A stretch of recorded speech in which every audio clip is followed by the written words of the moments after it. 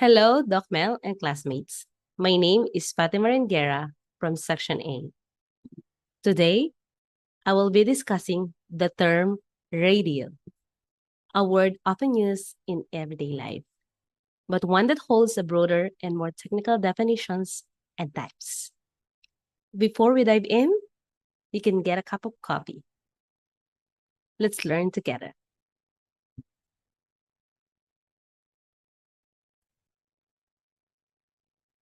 Learning objectives. After this report, you are expected to be able to 1.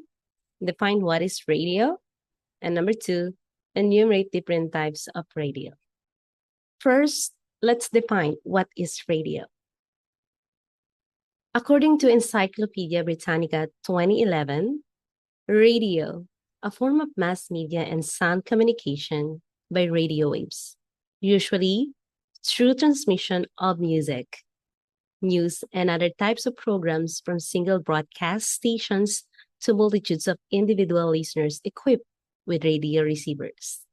From its birth early in the 20th century, broadcast radio astonished and delighted the public by providing news and entertainment with an immediacy never before thought possible. Let's listen to 1960s Barry Aldis introducing his top 20 show on Radio Luxembourg.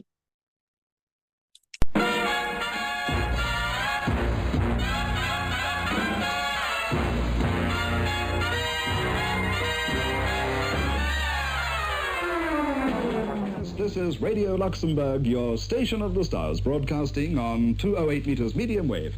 And it's your DJBA Barry Aldis at the microphone. It's great to be with you once again, Top 20 Tuners. Hope you're going to enjoy the show, which is coming your way direct from our studios in the heart of Luxembourg. This is Radio Luxembourg, the great 208.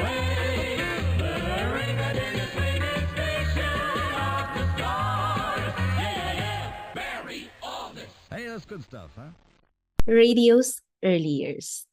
The first voice and music signals heard over radio waves were transmitted in December 1906 from Brant Rock, Massachusetts, when Canadian experimenter Reginald Fessenden produced about an hour of talk and music for technical observers and any radio amateurs who might be listening. Many other one-off experiments took place in the next few years, but none led to continuing scheduled services. Let's refer to the two photos in this slide.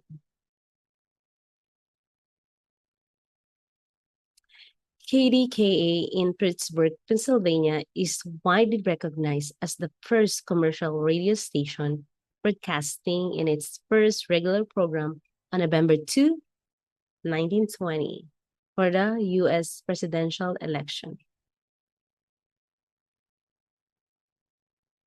The second image shows Reginald Fessenden co-workers in their radio station at Brant Rock, Massachusetts, 1906.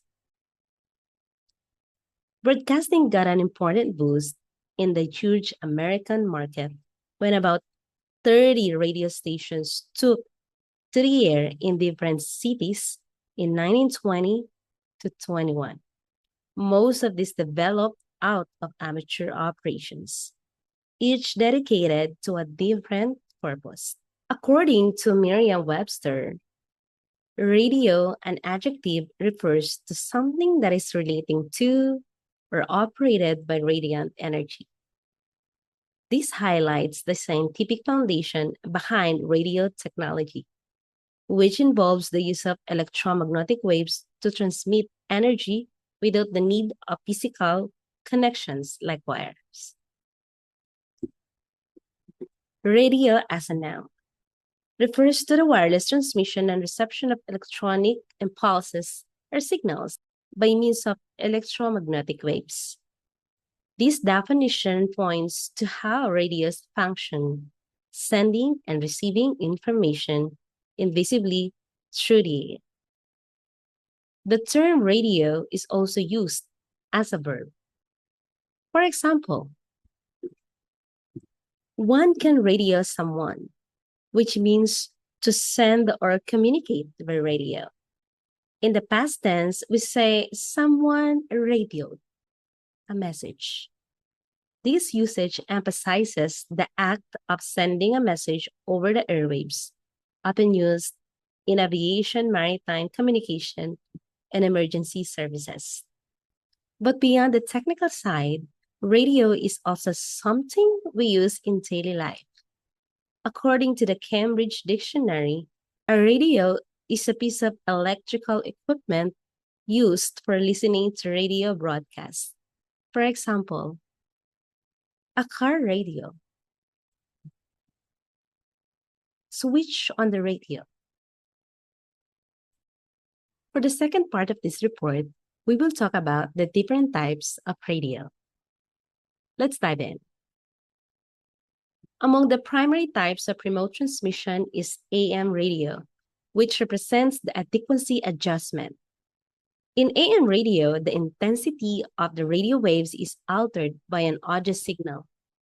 The AM radio in your car or at home decodes this modulation into a sound that can be heard by humans. Because transistors in AM radios pick up electrical noise in 1960s, the sound quality isn't always great, as anyone who listens to AM knows.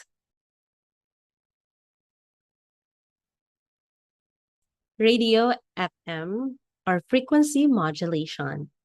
The FM radio was developed in the 1930s and has undergone numerous advancements since its introduction. The FM radio is broadly utilized by individuals who pay attention to the radio in their vehicles. The modulation process that alters radio waves is given more weight in frequency modulation. On the other hand, AM radios are dependent on the strength of the signal. The majority of time, FM delivers superior sound quality with less electrical interference than AM. Radio on satellite. Dissimilar to other radio transmission designs, satellite radio depends on trade, participation, and satellites to reach huge regions without forfeiting sound quality. Satellite radio, in contrast to AM and FM radio, is encrypted and requires a special receiver to listen to. To hear it, you also need a receiver. The receiver's ability is to listen to satellite radio stations is limited by a computer chip. Satellite radio is exempt from the Federal Commission's obscenity ban despite being a paid service that offers excellent audio quality. Walkie-talkie. A lot of people have used push-to-talk walkie-talkies for fun, but not many people know that they also work like radios. Walkie-talkies are similar to other types of radios in that they send and receive radio signals. Walkie-talkies can be useful and fun in some situations, but their battery life often short. They are unsuitable for long-distance communication due to their short range, about 1 mile. There is the inconsistent impedance between walkie-talkie transmissions. Because of this and their limited availability, you do not require a license to use them. Advanced walkie-talkies can also communicate on UHF or VHF frequencies, are the radios that are utilized by the fire departments and other emergency services. Let's summarize. To recap, radio is a method of transmitting audio signals through electronic magnetic waves to communicate information over long distances. Types of radio include AM, stands for amplitude modulation, FM stands for frequency modulation, satellite, and walkie-talkie, each serving different purposes like news, music, or long-distance communication. These variations allow radio to cater to diverse needs, from local broadcasting to global reach. That concludes on my report on definition and different types of radio. Thank you for listening. Now, I'll turn it over to Sir Glenn, who will talk about the history of radio. Have a great day ahead.